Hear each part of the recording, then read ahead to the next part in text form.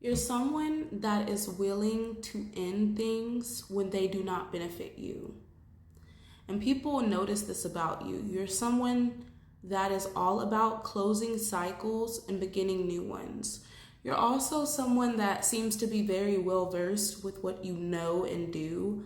A lot of you could travel a lot, or maybe you are just in this ripe age and even mental maturity to where you're able to decipher the true meaning of life. A lot of people are recognizing that you came from a broken home and now you have strived to try to create a happier home for yourself.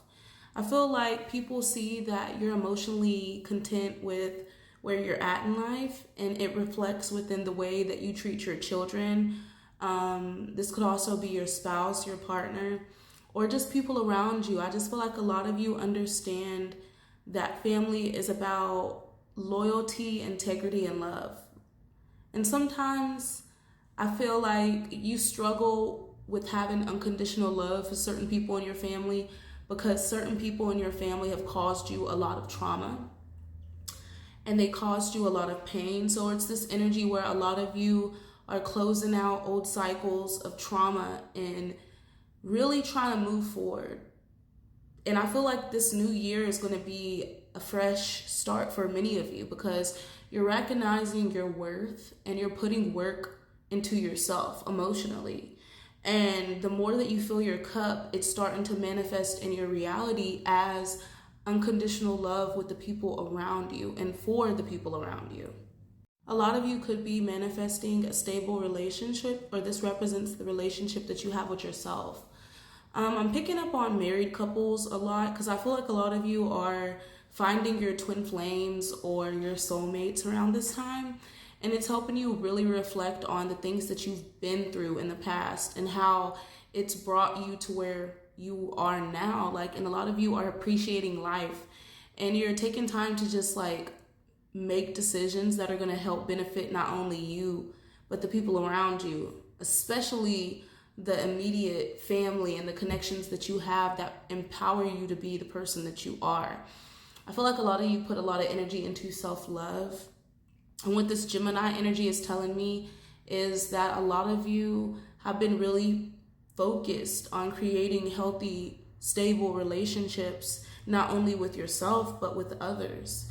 And this is telling me that a lot of you have done the inner work. I'm picking up on somebody that did not have a good example of what love was. You may have had very toxic family, especially parental figures that always argued in front of you or were not the best example of what a good parent or good couple or wife and husband should be. And I feel like a lot of you understand that in order to create a healthier home for yourself, you're going to have to break certain generational curses. And this is where I feel like that self-love really came in, and it showed you that the only way that you can truly balance out your yin and yang energy is if you truly go within and start to love yourself, because that will in return be reflected in your current reality. A lot of people see you as somebody that does stuff that is justified. So when you speak out, you speak the truth, and you also have a lot of truth and clarity. When it comes to your subconscious, I feel like a lot of you could be very tuned in, and you could be God's avenging angel. And when people hurt you, it's like God's booby trap in a way to give people karma. And it's this energy where you're kind of like karma itself, like you're walking karma. This is the energy of somebody that likes to keep balance in their life. Someone that is willing to, be the person that needs to settle disputes and resolve issues. And this could also be a lot of you getting success in a court case or just being able to resolve issues within your home life. This could also be personal issues that you've been having, just getting balance in all areas of your life, especially your finances. Because I feel like your wish fulfillment was that you be able to not only be emotionally stable, but also financially stable. Okay, so I'm seeing a lot of payouts and payoffs coming in because a lot of you have done the inner work to get to this place of balance. to where you can restore parts of yourself that were neglected and hurt, especially during childhood. 444 on the clock. A lot of you are protected, divine, chosen ones. And you were meant to stand in your righteous truth, because when you stand in your truth, you're able to help other people also do the same. And I feel like a lot of you have experienced a lot of people telling you that who you are and what you stand for is wrong. And it's because those people aren't willing to do the inner work or, stand up for the truth, because they're afraid of going outside of the herd mentality that they have been indoctrinated in since childhood. And it's this energy where you're willing to do the inner work. You're willing to, honor thyself and not put others before yourself. It's the moon card where you're able to unveil the darker aspects of yourself and integrate that with the light self, which is, purity, love, understanding, but also understanding that you are darkness and that you cannot hide who you are. A lot of you for many seasons have tried so hard to try to mask the dark within you. It reminds me of the Dark Phoenix energy, where your anger is divine justice. That's what I'm picking up on. With the Death card, that's all about transformation and destruction. It's about creating a completely new cycle. It's about destroying any relationship, any addiction, any addictive behavior, any mindset, even, personal vendettas that you may have, just destroying that all to create a new foundation.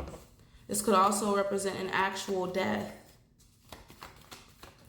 And it can represent just overall change. So a lot of you are moving into this Dark Phoenix energy. You remember when Jean Grey was she was taking people out?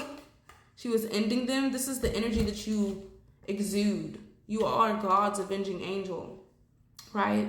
When people betray you, there's certain changes that they have to experience in order to be able to move on in life because of the way that they've treated people. It's like you're a test. And if you pass the test, you're able to move forward without any issues.